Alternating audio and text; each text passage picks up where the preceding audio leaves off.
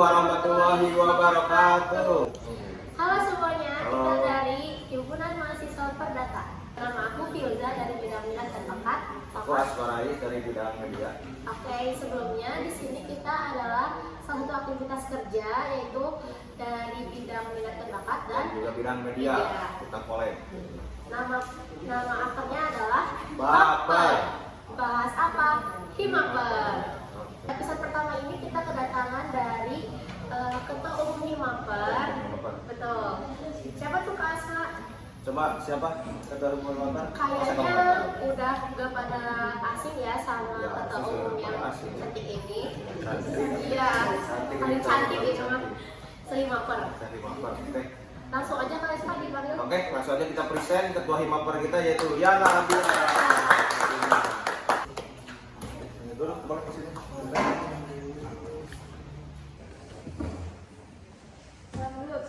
Oh iya. Halo Dek. Gimana kabarnya Tebia? Ya, gimana kabarnya Tebia? Baik. Alhamdulillah. Ini manggilnya apa enaknya tuh ya? Iya. Biasanya dipanggil apa? Biasanya dipanggil dia. Iya, biasanya dipanggil Iya. dia. Teman-teman, jadi kalau nanti ketemu di kampus yang lagi nonton ini, ya bukannya ya, dia panggilannya. Dia, panggilnya dia. Teh Dia ya, kalau yang angkatan di bawah 21. Aku mau nanya nih sama Teh Dia. Sekarang Teh Dia lagi sibuk apa sih? Sekarang semester 8 sibuk skripsi. Sibuk skripsi. Oh, semester 8 ya. Iya. By the way guys, Baru. Teh Dia ini udah semester 8, jadi sekarang lagi sibuk skripsi, tapi di tengah kesibukannya itu dia tetap Betul, masih mendedikasikan. betul. Terima kasih. Bukan dulu. Menggunakan waktunya untuk menjadi ketua untuk Terus makasih juga buat Teh Dia buat menyempatkan waktunya buat hadir di podcast episode pertama ini. Bisa berbagi cerita pengalaman menarik gak selama Teteh kuliah di Unisba dari tahun 2021 sampai sekarang? Banyak sih, aku dari 2021 sampai sekarang kan awal pertamanya COVID ya. Pas 2021, aku pada 2022 itu COVID. Jadi pas di semester 2 kita offline. Tapi ya kayak gitu belum kenal sama teman-teman. Tetap ada canggih banget gitu. Nah, tapi pas di 2022 aku mulai ikut organisasi juga. apa sih kan? Kalau boleh tahu pertamanya BEM. Oh, BEM dulu. guys. Berarti angkatan BEM yang 2022-2023. Oh, periode 2022-2023. Waktu itu kalau boleh tahu Teteh di BEM departemen apa nih? Advokasi. advokasi. Terus lanjut lagi di 2023-2024. Oh, berarti Teh Dia di BEM itu 2 periode. Masih di advokasi juga? Ya, Masih di advokasi juga. Berarti di Himaper maksudnya? 2 periode juga, 2023-2024, terus 2024-2025. Oke, sebelumnya nih Teh, sebelum jadi top man, ketua umum, Teteh di Himaper bagian bidang apa sih? Internal. Internal. Oke, internal itu pas periode Teteh, Teteh sebagai apa nih di internal? Sebagai anggota. Oh, sebagai anggota. Ngapain aja sih kan di internal dulu? Dulu di internal kayak yang mengurusi mungkin hubungan antara anak-anak Himaper gitu. Jadi kayak lebih pengawas. Jadi pengawas untuk mengawasi anggota-anggota Himaper. Kemarin di internal aku dengar-dengar Teteh jadi ketua pelaksana salah satu proker ya di Himaper. Iya. Kalau boleh tahu apa tuh Teh prokernya?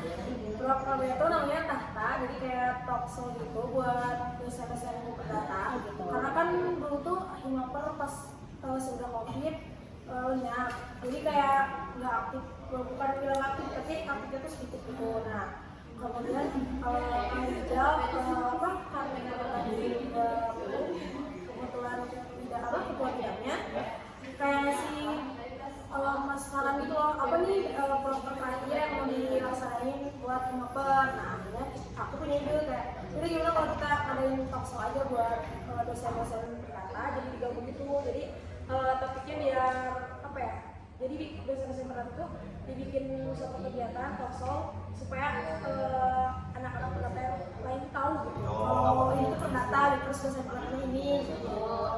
Mengenal sih, lebih ke mengenal Waktu itu narasumbernya siapa? Narasumbernya ada Ibu Dr. Sri Ratna Sumina, SPM Hawadik 1, terus Dr. kehadiran Nadia Marita, terus kayak FH, Warna, terus Bu Diana Widia SMA, sama Bu Francisca SMA. Banyak ya. Banyak banget. Seru guys. Kata tuh seru banget. Tapi kayaknya ada ya nanti juga ya. Ada, pasti ada. Kita stay tune ya. Stay tune pokoknya. Stay tune. Oke, Teh, selanjutnya aku juga mau nanya nih, ada gak momen atau kegiatan yang sangat berkesan? Ya, momen yang berkesan. Di Himaper. Iya. Di Himaper. Di Himaper mungkin pas makrab itu pas awal yang mana sih periode itu periode dulu. Selama Selama berjalan ada di di Himaper. paling pas makrab terus ngadain kayak acara kemarin tahta terus yang kemarin kita KM. Nah itu kan Oh, iya. itu bagus. Kemarin jadi pegangan ya? Jadi itu kan banget guys. Kayak sama aku soalnya. Iya bener SMA nya Tevia. Jadi bisa apa ya, bisa kenalin SMA aku ke anak-anak Himaper, terus pas hukum juga sama orang Sebagai alumni teh, ya, benar. promosi juga. Promosi, betul. SMA 6 Garut, 6 Garut. SMA 6 Garut, kalau yang nonton podcast ini gabung sama Himaper ya. Soalnya ada alumni. Ada alumni. Iya. Alumni ketemu sendiri nih. Ketemu kita. Terus Teh, apa visi dan misi utama Himaper dalam mendukung mahasiswa yang fokus di bidang hukum perdata? Kalau untuk misi, aku pengen anak-anak perdata khususnya anak Himaper itu menjadikan Himaper itu sebagai wadah ada untuk mereka berkreativitas, mengembangkan idenya, terus melatih soft skill juga. Karena kan kita nggak cukup cuma di akademik ya. Misalkan kita di akademiknya kurang kayak aku kurang gimana, coba-coba organisasi supaya kita bisa cara mengelola teman-temannya, juga mengelola sih, mempersiapkan suatu acara. Jadi kalau untuk misinya, untuk pengen anak-anak Himaper lebih berkembang, terus pengen menjadi wadah untuk apa ya, pengabdian itu kepada masyarakat. Itu betul banget guys. Dan bagaimana Himaper membantu mahasiswa dalam pengembangan akademik dari keterampilan praktis terkait hukum perdata? Ya dengan cara misalkan kita mengadakan kuliah umum, terus talkshow gitu kan, jadi kayak banyak diskusi antara kita dengan dosen. Maksudnya di Himaper itu kan, untuk Himaper itu sendiri sebenarnya anggota itu semua untuk orang-orang yang mengambil khususan perdata, cuman kita dipercaya untuk mengelola kepengurusannya. Jadi kita yang menjadi buat mereka Wadahnya gitu ya. wadahnya anak-anak Himaper, anak-anak perdata yang lain. Dan apa saja sih Teh manfaat yang bisa diperoleh mahasiswa fakultas hukum dengan bergabung di Himaper ini? Kalau kalian gabung Himaper, pasti kalian bakal banyak sih manfaatnya kalau begitu ya. Banyak banget. Kita bisa kenal salah satunya dengan angkatan, kita bisa kenal satu angkatan, maksudnya antara angkatan atas dan bawah. Jadi kita ada komunikasi sama angkatannya, dan saling membantu, berbagi informasi, berbagi ide gitu kan. Terus bisa dekat dengan dosen perdata, bisa berdiskusi dengan mereka gitu, mendapatkan ilmu yang lebih, bisa mewadahi anak-anak yang lain buat berkreativitas. Jadi selain kita melatih soft skill, kita berbicara juga relasi juga ya. Relasi juga penting, relasi Itu juga penting. Iya. Betul. Dan gimana nih Teh caranya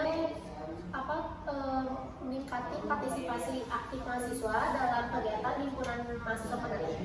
Buat anak-anak yang belum masuk himpunan kayak lebih kita dibanyakin diskusi aja sih, kayak gambaran dengan cara memperkenalkan proker dan akar yang kita akan jalankan gitu. Jadi kayak kasih edukasi semacam ayolah gitu, maksudnya kuliah ngasih ajakan aja sih, kayak gabung buat masuk himpunan, karena kan emang rata-rata sekarang anak-anak teh malas ikutan organisasi.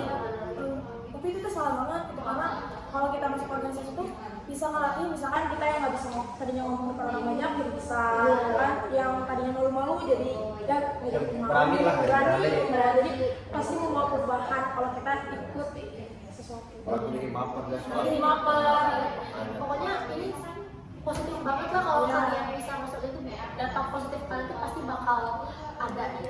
Tapi susah nggak sih masuk Himaper? ya susah gampang. Gampang ya? Ya kita juga ada maksudnya step terus tantangan masuk Himaper. Oh iya Teh, kalau misalkan ada yang mau masuk Himaper nih, itu kan semua orang punya keinginan masing-masing ya untuk di bidang apa di Himaper. Kalau boleh tahu ada berapa bidang nih di Himaper? Di di Himaper tuh ada 4 bidang. Yang pertama ada internal, eksternal, minat dan bakat, dan media dan komunikasi. Oke. Boleh jelasin kan internal? Boleh. Kalau internal itu lebih ke kita mengawasi anggota Himaper, terus menjaga keselarasan atau menjaga hubungan antar anggota-anggota Himaper yang lain. Gitu. Yang memelihara itu internal. Pengawasnya ya, Teh? Pengawasnya. Kedua, Kalau eksternal. eksternal lebih ke tentang hubungan kita antara anggota Himaper di dalam dan menjalin relasi dengan yang luar. Misalnya kita mau ngadain apa? Ada sampah antar Ya sama, kampus. itu eksternal yang turunnya. turunnya. Atau bisa juga antar organisasi satu Ya betul, yang satu FM ya, satu FM yang lain gitu. Pokoknya hubungannya dengan yang di luar. luar gitu.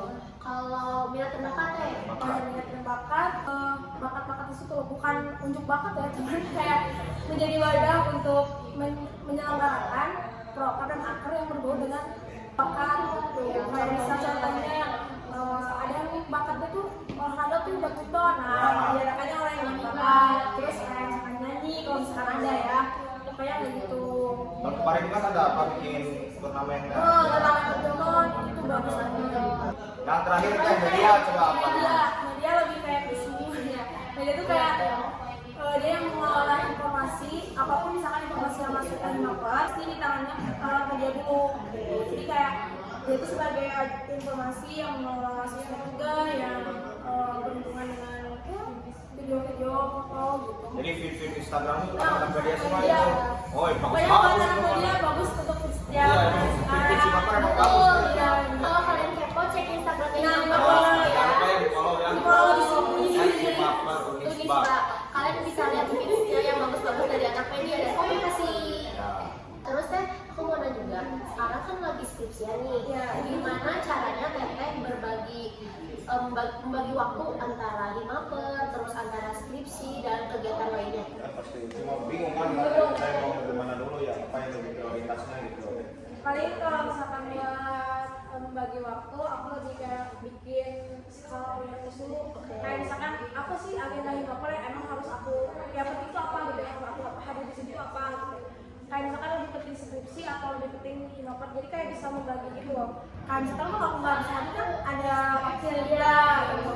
Jadi membagi-bagi aja kan, lebih pinter bisa mengelola waktu. Ya kita kan masuk ke Himaper tuh harus ada tanggung jawab juga. Berarti kalau kita masuk ke sini harus siap dengan segala apapun. Iya, Berarti cuma tinggal kita aja mengendalikan itu. Kayak lebih memilih juga pentingan mana nih antara skripsi sama Himaper. Mana dulu yang harus diselesaikan. Balance aja. Balance. Dan jangan sampai kita ikut organisasi tapi kita juga lupa dengan tugas kita tanggung jawab di luar sebagai mahasiswa ya. Ya, kalau yang masih mungkin semester di bawah angkatan 21 jangan lupa juga sama kuliahnya. Nah, dan insya Allah Himaper tidak akan mengganggu waktu belajar kalian. Gak memberatkan juga buat teman-teman. Enggak, di Himaper kita belajar juga. Iya, belajar juga. Kita juga kalau mau ujian ya Teh. Iya, karena benar. Kalau Himaper kan menjadi wadah itu benar gitu, kayak pengujian kita ngadain belajar bareng, kuliah umum atau apa sebenarnya. Bahas soal, beasiswa ada bahas Iya, bahas soal, soal. UTS, UAS, terkait tentang maklumat data ya. Nanti kita juga kan bakal banyak lebih mengundang dosen super kata. Iya betul Teh. Lebih banyak komunikasinya gitu. Jadi kita dapat knowledge supaya ya bisa berbaur. Kalau misalnya kita lihat dari kating-kating yang mau lulus nih tahun ini, mereka juga nggak kelihatan banget kok kalau misalkan pusing skripsi, pusing sama Himaper, karena Himaper sendiri itu tidak memberatkan anggota-anggotanya yang lagi skripsian atau misalkan masih di bawah Antara nggak kelihatan, antara emang pusing. Emang pusing gitu ya. Emang pada kenyataannya maksudnya nggak se-hektik Ya. itu. Karena kan di situ juga ada anggota bidangnya ya. Jadi Iya. yang bisa kita kan itu bisa nge-backup. Jadi maksudnya nggak hanya di situ kita tuh belajar untuk untuk memimpin suatu bidang. Misalkan kalau kabinetnya nggak ada, nah ada kan anggotanya gitu yang harus mengarahkan dan apa, jadi kayak bisa ini jadi diajarkan untuk memimpin. Jadi semua belajar. Semua belajar, di situ belajar semua. Misalnya kalau dia lagi nggak bisa datang di satu acara Himaper, di backupnya sama wakilnya. Kalau misalkan wakilnya nggak bisa juga karena sama-sama angkatan 21, Iya. sama yang lain yang sama-sama top man gitu. Banyak saling make up. Bentar lagi nih SPP kan ya. Udah apa aja sekarang di Maper sebelum SPP kan ada apa aja sih? Program baru satu ya, program baru satu yang PKM kemarin baru. Nanti kalau apa jalannya Banyak pada jalan. alhamdulillah sih aku ya, Ya. semuanya jalan, hampir semua jalan. Kalau di program ya emang ada terhambat kemarin yang cuma satu. Tapi insya Allah nanti kita Februari ini atau nggak Maret pas bulan puasa kita akan ada program. Ya, Iya. oh. Yang pastinya akan bermanfaat untuk teman-teman yang lain juga bukan ada siswa. Ya. Oh iya Pak Asto, ngomongin STP. STP itu apa sih Pak Asto kepanjangannya? Ini artikel masuk saya Kan ini. Pak Asto yang nanya ke STP, coba tadi ya, Mas STP itu apa sih? STP itu adalah sidang tengah periode. Jadi di situ kita membahas LPG. Oke. LPG tentang pertanggungjawaban setengah periode itu setengah periode itu dilaksanain itu apa aja sih? Gitu. Jadi kita di situ ada STP sidang bisa sidang tengah periode atau nggak bisa setengah periode. Oh,